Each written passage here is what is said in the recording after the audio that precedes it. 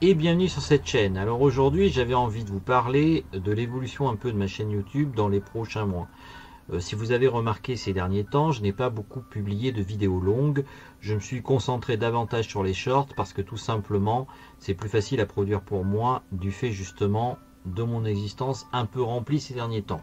Alors la raison en est simple, tout simplement, c'est parce que j'ai ma fille à m'occuper, elle me demande du temps, c'est un choix personnel, je tiens à dire tout de suite, et donc forcément le rythme soutenu que j'avais pu faire pendant des années de sortir une vidéo quasiment par semaine sur cette chaîne YouTube, eh bien je suis obligé de le restreindre, et donc le seul et unique la seule et unique possibilité qui me permet de continuer à faire des vidéos, c'est les shorts, et donc je fais des vidéos courtes. Je me suis aperçu qu'en plus de ça, ça n'affectait pas forcément mes vues sur internet, que même au contraire, je continuais à avoir de nouveaux abonnés, et donc je me suis dit que des vidéos courtes pouvaient être assez inspirantes lorsque notamment je m'en servais pour citer des citations par exemple de peintres ou d'auteurs inspirants sur la pratique artistique, ou même partager des réflexions personnelles par le biais de citations, si l'on pourrait dire personnelles, afin d'obtenir des réflexions de vous, de me dire ce que vous en pensez. Je trouve que c'est assez intéressant justement de voir un peu vos retours et de voir exactement ce que vous aimeriez faire par la suite aussi en peinture, même me partager vos expériences, parce qu'on est tous quelque part des peintres, en tout cas ceux qui sont passionnés par cette pratique, et j'ai envie de partager avec vous, entre guillemets, la manière dont je peux vivre cette activité artistique. Alors, il faut savoir aussi que ma chaîne YouTube, bon, va continuer à exister, mais que le site, par contre, chatinspire.fr, où donc je partageais des visuels en vente sous forme de t-shirt ou autre, où j'utilisais la boutique Spreadshirt, et où en même temps je proposais aussi mes tableaux à vendre, et bien ce site-là va disparaître parce que tout simplement, je n'en vois plus l'utilité. C'est un site que je paye avec un hébergement donc chaque année, et je ne me vois pas continuer à mettre une somme, même si elle n'est pas énorme, sur ce site, parce que déjà d'une part les gens n'y vont pas tant que ça, et puis d'autre part, en fin de compte, je me suis aperçu qu'on pouvait arriver à faire un site web tout aussi interactif avec Blogger, donc qui est le service de Google. Donc du coup, désormais, j'aurai un site web non plus sur chatinspire.fr, mais sur chatdessine.blogspot.com, et le site chatinspire.fr, s'il continue, ça ne sera plus moi en tout cas qui en sera propriétaire. Donc méfiez-vous des contrefaçons, mais ce site-là en tout cas va mourir de sa belle mort tout simplement. Donc si vous voulez continuer à me suivre, vous aurez toujours donc le site chatdessine.blogspot.com, et puis bien entendu ma chaîne YouTube qui elle va continuer à publier des shorts. Alors au niveau des vidéos historiques, je voulais en faire, comme vous le savez, en début d'année j'en avais parlé. J'ai malheureusement pas réussi à créer une vidéo historique pour la simple et bonne raison, c'est que de par entre guillemets mes activités extérieures, j'ai pas entre guillemets pris le temps de le faire. Alors je pense que c'est plus ça d'ailleurs que vraiment un manque de temps. Et puis j'avais pas forcément l'envie, parce que je voulais me concentrer sur un tableau unique cette année, et donc j'ai pris beaucoup de temps à travailler ce tableau. Alors c'est un tableau quelque part qui est censé représenter ma fille. Je suis pas persuadé de l'avoir réussi, mais en tout cas j'y ai mis mes tripes. Et je voulais voir aussi ce que ça faisait de travailler plus longuement sur un tableau que ce que je faisais jusqu'ici. Souvent mes tableaux, je les faisais sur quelques semaines, et là j'ai décidé de prendre plusieurs mois pour le réaliser. Et il arrive ce qu'il arrive, c'est que j'ai toute une série donc de rushs de vidéos plus ou moins longues. Alors j'ai pas forcément filmé tous les moments où je peignais, mais j'ai filmé certaines séquences, et je vais en faire donc un timelapse que je vous proposerai donc en 2025, début 2025. Et comme vous verrez, le logo de la chaîne a changé. J'ai mis un nouveau logo que j'ai créé il y a quelques semaines, et j'en suis plutôt fier. Et ce logo là donc va me servir de base pour un lancement d'une nouvelle chaîne YouTube quelque part. Donc ça sera toujours Chatinspire bien évidemment, mais en même temps mon blog Blogspot, donc qui lui s'appellera Chat Dessine, donc Chat Dessine, Chat Inspire. Souvent j'ai hésité entre les deux, et je trouve que les deux me définissent en fait, parce que en même temps j'ai besoin d'inspiration, donc chercher l'inspiration. J'aime les chats bien évidemment, et les chats sont une source d'inspiration pour moi. Et puis Chat Dessine, c'est pour jeu de mots aussi en même temps. C'est-à-dire que voilà, j'essaye de pas me prendre trop au sérieux.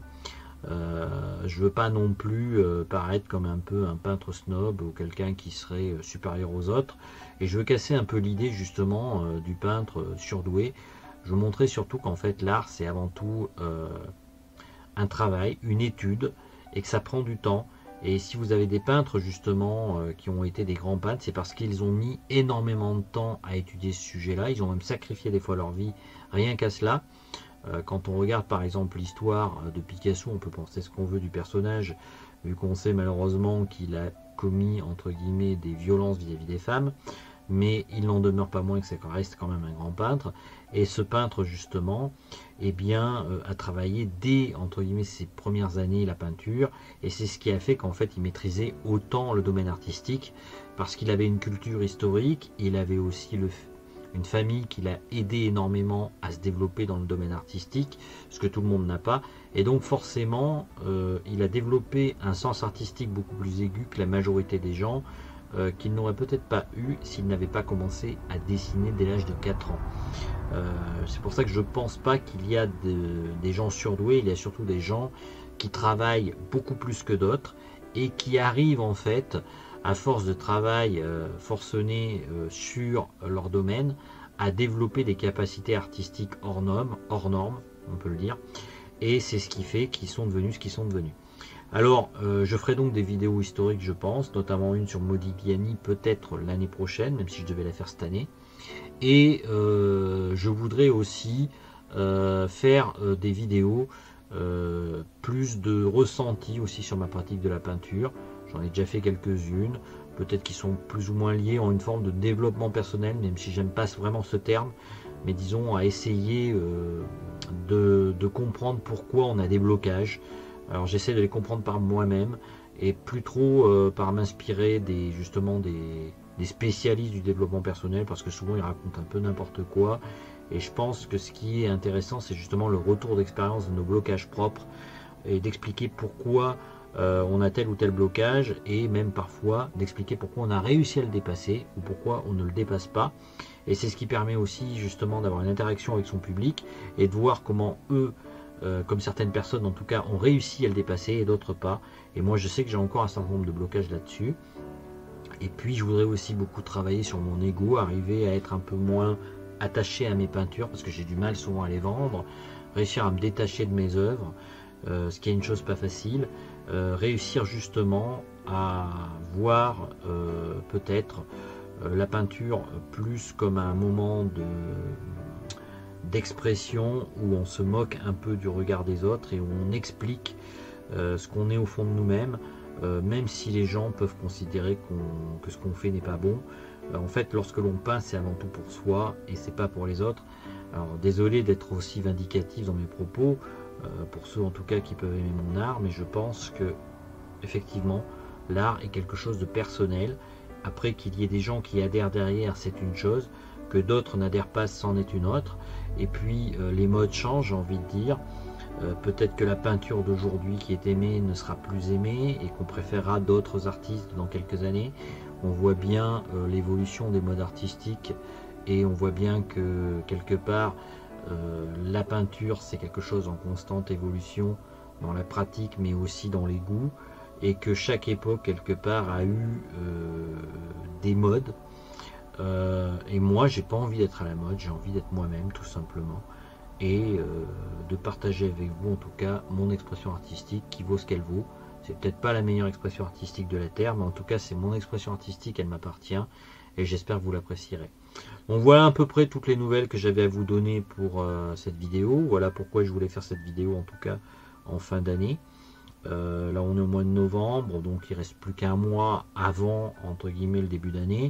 Je ne sais pas si je ferai d'autres vidéos longues par rapport à ça, et je trouvais que c'était important en tout cas de faire cette vidéo longue pour vous expliquer pourquoi je suis moins présent donc sur YouTube. Mais ça ne veut pas dire pour autant que je vais arrêter ma chaîne YouTube. Et à un moment donné ou à un autre, je sais que je la recommencerai de manière plus soutenue quand ma fille va commencer à grandir, qu'elle commencera à être plus autonome. J'ai bien l'intention en tout cas de reprendre cette activité et puis même d'en faire un moteur peut-être même pour mon enfant, pour essayer de lui expliquer que la ténacité c'est quelque chose d'important. Donc voilà, n'oubliez jamais une chose, c'est que l'art c'est quelque chose de difficile qui demande de la ténacité, et moi justement je suis un peu dans cette optique là, et il ne faut pas vous dire que ça sera forcément facile de réussir entre guillemets à être un grand peintre. Et puis de toute façon je ne sais même pas ce que c'est qu'un grand peintre, est-ce que ça a une utilité de l'être d'ailleurs. Je trouve qu'on met en avant beaucoup de choses qui au final sont peut-être futiles par rapport à l'immensité de l'univers, j'ai envie de dire. Il y a tellement de choses qui nous dépassent, que je trouve que quelque part l'expression artistique, ça me paraît quelque chose d'à la fois important et futile. Je crois personnellement en tout cas que la pratique artistique est de l'ordre du mystérieux, même des fois peut-être d'une forme de pratique ésotérique. Et je pense surtout qu'en fait, il y a beaucoup de choses qu'on ne comprend pas. D'ailleurs, on sait, particulièrement les scientifiques le disent, qu'on comprend uniquement 20% de l'univers. Et donc, de ce fait, on ne peut pas prétendre avoir la vérité, quelle que soit la pratique que l'on peut faire et quelle que soit la manière dont on peut évoluer dans notre vie. Parce qu'en fait, on ne sait pas vraiment ce qu'on fait là. Pourquoi il y a de la vie, pourquoi entre guillemets il y a des artistes, j'ai envie de dire, et pourquoi il y a des gens qui créent, et quelle est l'utilité dans cet univers immense quelque part. Donc voilà, c'était une réflexion un peu philosophique, peut-être un peu bête pour certains, mais pour moi c'était important de vous la partager. Donc je vous laisse, et puis je vous dis à bientôt dans une autre vidéo. Ciao!